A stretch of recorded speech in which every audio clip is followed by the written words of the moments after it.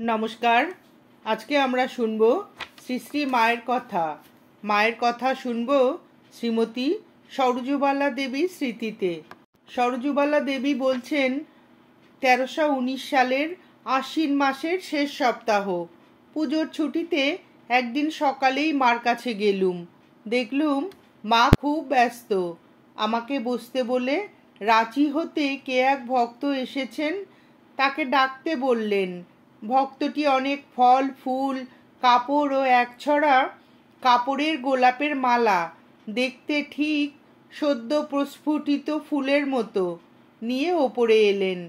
মালাটি মাকে গলায় পরতে অনুরোধ করায় মা উহা পরিলেন। এমন সময় গোলাপ মা এসে মালায় লোহার তার মায়ের গলায় লাগবে বলে ভক্তটিকে বকলেন। ভক্তটিকে অপ্রতিভ হতে দেখে করুণাময়ী মা বললেন, না না, লাগছে না, কাপড়ের ওপর পড়েছি। ভক্তটি প্রণাম করে নিচে গেলেন। পরে আমি ও মা জলখাবার প্রসাদ খেতে বসলুম। আমি কিছু ফল ও খাবার নিয়ে গিয়েছিলুম মাকে দেবার জন্য। উহা তার কাছে আনতেই মা বললেন, ঠাকুরকে নিবেদন করে নিয়ে এসো। নিয়ে আসতে তা থেকে একটি আঙুর মুখে দিয়ে বললেন, আহা, বেশ মিষ্টি তো। একখানি কাপড় কয়েকদিন পূর্বে দিয়েছিলুম, সেই কাপড়খানি পরেছিলেন। আমাকে দেখিয়ে বললেন, এই দেখো গো, তোমার কাপড় পরে পরে কালো করেছি। অবাক হয়ে ভাবলুম, এই অযোগ্য সন্তানের ওপর তোমার এতই কৃপা ও স্নেহ। মা নিজের পাত হতে প্রসাদ তুলে তুলে আমাকে দিতে লাগলেন। আমি হাত পেতে নিচ্ছি, এমন সময় হঠাৎ একবার তার হাতে আমার হাত ঠেকে গেল। আমি বললুম, মা, হাত ধুয়ে ফেলুন। মা হাতে একটু জল দিয়ে বললেন, এই হয়েছে। এই সময়ে নলিনী দিদি এসে বসলেন। ইতিপূর্বে কি কারণে যেন তিনি রাগ করেছিলেন। মা তাকে তিরস্কার করে বললেন, মেয়ে মানুষের অত রাগ কি ভালো?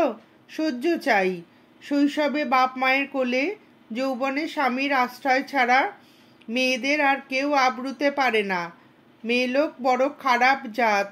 ফস করে একটা কথা যদি কেউ বলেই ফেললে গো, মানুষের তো কথা বললেই হলো, তাই দুঃখ কষ্ট সয়েও স্বামী বা বাপ মায়ের কাছে থাকতে হয়। একটু পরে রাধু এসে হাঁটুর কাপড় তুলে বসেছে।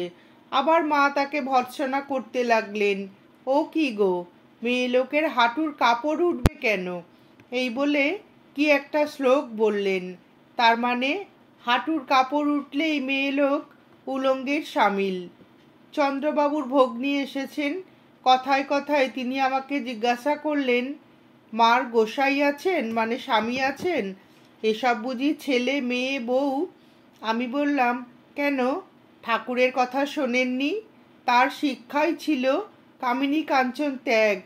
তিনি অপ্রস্তুত হয়ে বললেন, আমি মনে করেছি এরা সব ছেলে বউ হবে।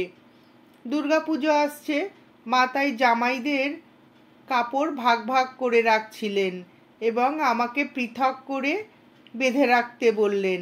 আর একখানি কাপড় আমার হাতে দিয়ে বললেন, এখানে কুচিয়ে রাখো তো মা, গণেন পুজোর সময় পরে মঠে যাবে। মধ্যাহ্নের ভোগ ও প্রসাদ হয়ে গেল। আহারান্তে মা বিশ্রাম করছেন। আমিও নিকটে বসে বাতাস করছিলুম। মা তাতে বললেন, ওইখান হতে একটা বালিশ নিয়ে আমার এইখানে শোও, আর বাতাস লাগবে না। মায়ের বালিশে কি করে শোবো মনে করে রাধুর ঘর হইতে একটা বালিশ নিয়ে আসতেই মা হেসে বললেন, ওটা পাগলের বালিশ গো, রাধুর মার। তুমি এই বালিশটাই আনো না, তাতে দোষ নেই। রাধুকে ডেকে বললেন, রাধু আয়, তোর দিদির পাশে শো। মার সঙ্গে চন্দ্রবাবুর ভগ্নীর সম্বন্ধে কথা হতে লাগলো। মা বললেন, তা তুমি বললেই পারতে। হ্যাঁ, এই তো তার স্বামী ঘরে বসে আছেন, আর তোমরা সব ছেলে মেয়ে। আমি বললাম, সে তো জগৎ ব্রহ্মাণ্ডে কত ছেলে মেয়ে আছে মা। মা হাসতে লাগলেন। কথায় কথায় আবার বললেন, কত লোকে কত ভাবে আসে মা, কেউ হয়তো একটা শশা এনে ঠাকুরকে দিয়ে কত কামনা করে বলে, ঠাকুর তোমাকে এই দিলুম, তুমি এই করো। এই এমনি কত কামনা। মা একটু পাশ ফিরে শুলেন। আমারও একটু তন্দ্রার মতো এসেছিল। জেগে দেখি মা পাখা নাড়ছেন। একটু পরেই মা উঠলেন। দেখলুম পাশের ঘরে কয়েকটি স্ত্রীলোক বসে আছেন, তার মধ্যে দুইজন গৈরিক ধারিণী। তারা মাকে প্রণাম করলেন। ওই সঙ্গে একটি ছোট্ট ছেলেও এসেছিল। সে প্রণাম করতেই মা প্রতি নমস্কার করলেন। তারা মিষ্টি এনেছিলেন। মা আমাকে তুলে রাখতে বললেন এবং হাত মুখ ধুতে গেলেন। পরিচয়ে জানলুম তারা কালীঘাটের শিবনারায়ণ পরমহংসের শিষ্যা। সম্প্রতি তাদের গুরুর ওখানে অহোরাত্রব্যাপী এক যজ্ঞ হচ্ছে ইত্যাদি। একটু পরেই শ্রী শ্রী মা এসে বসলেন। গৈরিক ধারিণীদের মধ্যে একজন মাকে বললেন, আপনাকে একটা কথা জিজ্ঞাসা করতে চাই। মা বললেন, বলো। গৈরিক ধারিণী বললে, মূর্তি পূজায় কিছু সত্য আছে কি না? আমার গুরুদেব বলেন, মূর্তি পূজা কিছু নয়, সূর্যের ও অগ্নির উপাসনা করো। মা বললেন, তোমার গুরু যখন বলেছেন তখন ও কথা আমায় জিজ্ঞাসা না করাই ঠিক। গুরুবাক্যে বিশ্বাস রাখতে হয়। তিনি বললেন, তা হবে না, আপনার মত বলতেই হবে। মা নিজের মত বলতে পুনরায় অসম্মতি প্রকাশ করলেন। কিন্তু গৈরিক ধারিণী একেবারে নাছোড়বান্দা। মা তখন বললেন, তিনি মানে তোমার গুরু যদি সর্বজ্ঞ হতেন, এই দেখো তোমার জেদের ফল কথায় কথা বেরোলো, তাহলে ওই কথা বলতেন না।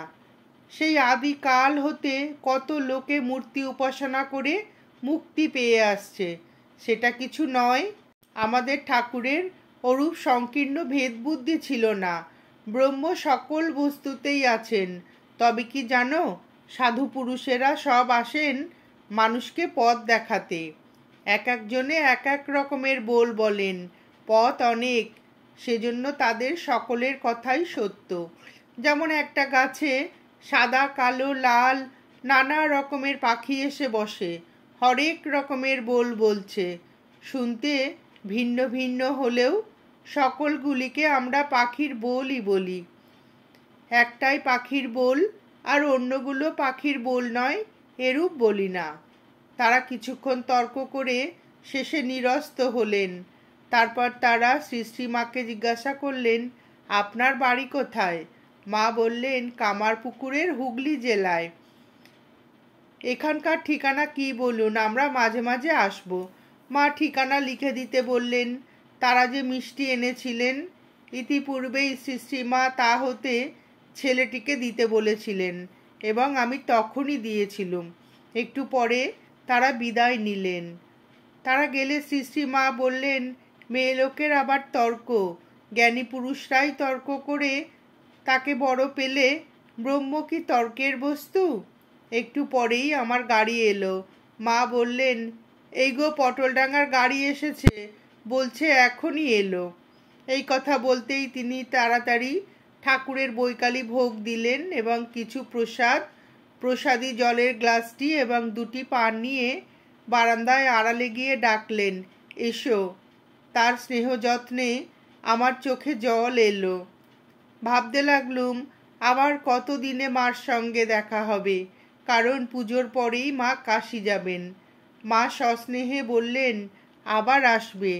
এমন সময় বাহির হতে চন্দ্রবাবু এসে একটু বিরক্তির সহিত বলিলেন, বাইরে গাড়ি দাঁড়িয়ে গাড়োয়ান দিক করছে। আমি এই সকলকে বলে রাখলাম, গাড়ি আসলে কেউ যেন তিলার্ধ দেরি না করেন। শ্রী শ্রী মা তাই শুনে বললেন, আহা তার কি, এই তো যাচ্ছে, এসো মা।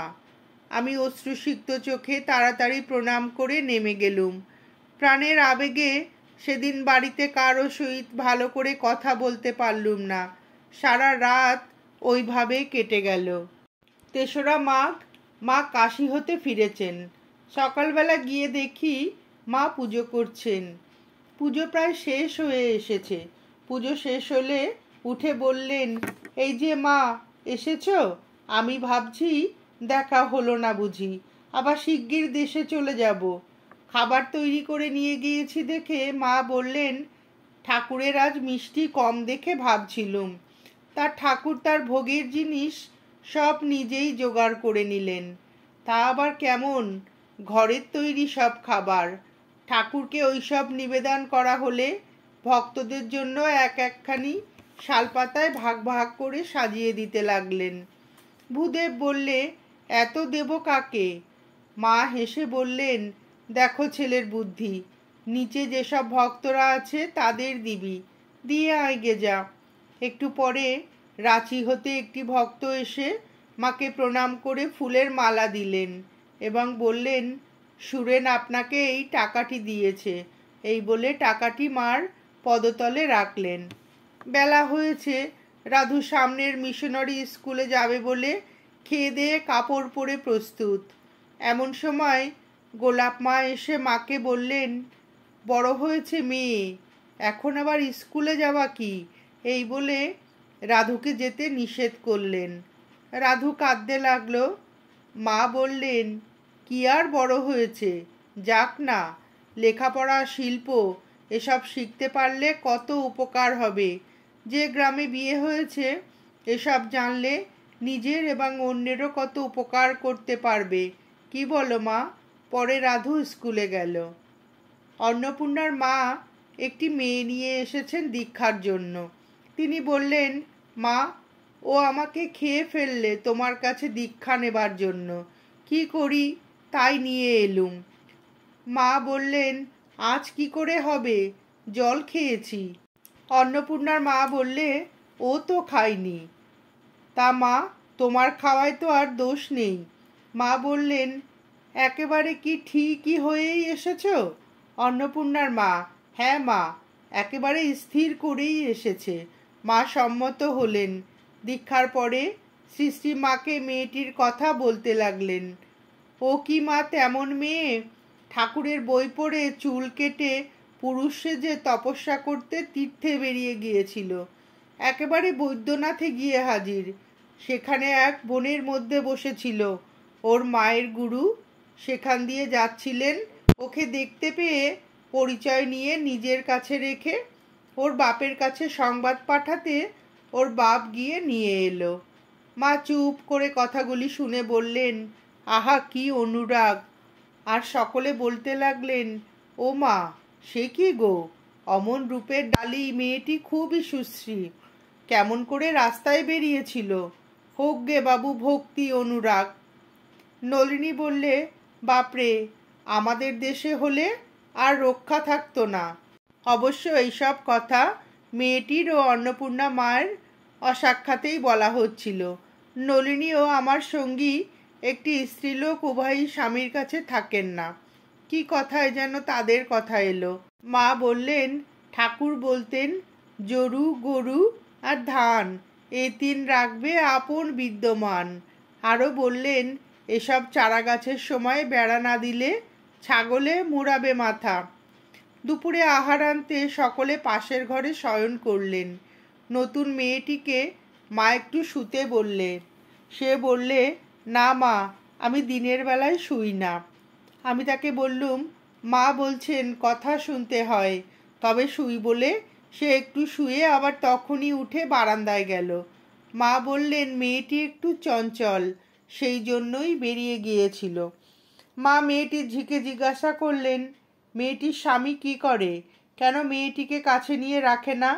ঝি বললে, তিনি অল্প মাইনে পান, ঘরে আর কেউ নেই, ওকে নিয়ে গিয়ে একলাও রাখতে পারেন না, তাই শনিবার শনিবার শ্বশুরবাড়ি আসেন। অন্নপূর্ণার মা বললেন, ও স্বামীকে বলে, তুমি আমার কিসের স্বামী, জগৎ স্বামীই আমার স্বামী। মা কোনো উত্তর দিলেন না। ঠাকুর ঘরের উত্তরের বারান্দায় মেয়েরা সব গল্প করছিলেন। বড় গোল হচ্ছিল। মা বললেন, বলে এসো তো মা, আস্তে কথা বলতে, এক্ষুনি শরতের ঘুম ভেঙে যাবে। তিনি নিচে বৈঠকখানার ঘরে শুয়েছিলেন। ঘরটি এখন নির্জন দেখে মাকে সাধন ও ভজন সম্বন্ধে কয়েকটি কথা জিজ্ঞাসা করলুম। মা বললেন, ঠাকুরও আমাকে অভেদভাবে দেখবে, আর যখন যেভাবে দর্শন পাবে সেইভাবেই ধ্যান স্তুতি করবে। ধ্যান হয়ে গেলেই পুজো শেষ হলো। এইখানে মানে হৃদয়ে আরম্ভ ও এইখানে মানে মস্তকে শেষ করবে, এই বলে দেখিয়ে দিলেন। মা বললেন, মন্ত্রতন্ত্র কিছু নয় মা, ভক্তিই সব। ঠাকুরের মাঝেই গুরু ইষ্ট সব পাবে, উনিই সব। তারপর কথা প্রসঙ্গে গৌরীমা ও দুর্গা দেবীর কথা উঠল। মা উভয়েরই অনেক সুখ্যাতি করলেন আর বললেন, দেখো মা, চর খেয়ে রাম নাম অনেকেই বলে, কিন্তু শৈশব হতে ফুলের মতো মনটি যে ঠাকুরের পায়ে দিতে পারে সেই তো ধন্য। মেয়েটি যেন অনাঘ্রাত ফুল। গৌরীদাসী মেয়েটিকে কেমন তৈরি করেছে। ভাইরা ওকে বিয়ে দেওয়ার বহু চেষ্টা করেছিল। গৌরীদাসী ওকে লুকিয়ে হেথা-সেথা পালিয়ে পালিয়ে বেড়াতো। শেষে পুরী গিয়ে জগন্নাথের সঙ্গে মালা বদল করে সন্ন্যাসিনী করে দিলে। সতীলক্ষ্মী মেয়ে, কেমন লেখাপড়াও শিখেছে, কি একটা সংস্কৃত পরীক্ষাও দেবে শুনছি। গৌরীমার পূর্বজীবন সম্বন্ধে অনেক কথা বললেন। তাতে জানলুম তার জীবনের ওপর দিয়ে কম দুঃখ ঝঞ্ঝা বয়ে যায়নি। কাশির কথা ওটাতে বললেন, কাশিতে বেশ ছিলুম গো। আর আমি তো সঙ্গে করে যদুবংশ সব নিয়ে গিয়েছিলুম মা। একটু পরে 4-5টি স্ত্রীলোক এলেন। তারা ডাব ও অন্যান্য কিছু ফল মায়ের চরণ প্রান্তে রাখলেন। একটি স্ত্রীলোক প্রণাম করবার জন্য নিকটে আসবার উপক্রম করলে মা বললেন, ওখান হতেই করো। তারা প্রত্যেকেই মার সামনে 2-4টি পয়সা রেখে প্রণাম করতে লাগলেন। মা পয়সা দিতে বারবার নিষেধ করলেন। তার কিছু উপদেশ চাইতে মা একটু হেসে বললেন, আমি আর কি উপদেশ দেব? ঠাকুরের সব কথা বইয়ে বেরিয়ে গিয়েছে। তার একটা কথা ধারণা করে যদি চলতে পারো তো সব হয়ে যাবে। শ্রী শ্রী মা খুঁটিনাটি অনেক কথা তাদের জিজ্ঞাসা করলেন। তারা বিদায় নিলে মা আমাকে বললেন, উপদেশ নেয় তেমন আধার কই? আধার চাই মা, নইলে হয় না। কথায় কথায় ঠাকুরের ভাগ্নে হৃদয় প্রভৃতির কথা উঠল। 2-একটা কথা হতেই অন্নপূর্ণার মা ঘরে ঢুকতে সেসব কথা চাপা পড়ে গেল। তিনি বললেন, মা, আমি স্বপ্ন দেখেছি। তুমি যেন আমাকে বলছো আমার প্রসাদ খা, তবে তোর অসুখ সারবে। আমি বলছি, ঠাকুর নিষেধ করেছেন আমাকে কারো উচ্ছিষ্ট খেতে। তা মা, আমাকে এখন তোমার প্রসাদ একটু দাও। মা সম্মত না হওয়ায় তিনি খুব জিদ করতে লাগলেন। মা বললেন, ঠাকুর যা নিষেধ করেছেন তাই করতে চাও? অন্নপূর্ণার মা উত্তর করলেন, তাতে ও তোমাতে যতদিন তফাৎ বোধ ছিল ততদিন ও কথা ছিল। এখন দাও। মা শেষে তাকে প্রসাদ দিলেন। কিছুক্ষণ পরে তারা বিদায় নিলেন। গৌরীমার ওখান হয়ে যেতে হবে বলে আমিও একটু পরে বিদায় নিলুম। নমস্কার, আজ এ পর্যন্তই। শ্রী শ্রী মায়ের গৃহীভক্ত সরজুবালা দেবীর স্মৃতিতে শ্রী শ্রী মায়ের কথা শুনে আপনাদের যদি ভিডিওটি ভালো লেগে থাকে তাহলে একটি লাইক করবেন এবং চ্যানেলটিকে সাবস্ক্রাইব করে পাশে থাকবেন।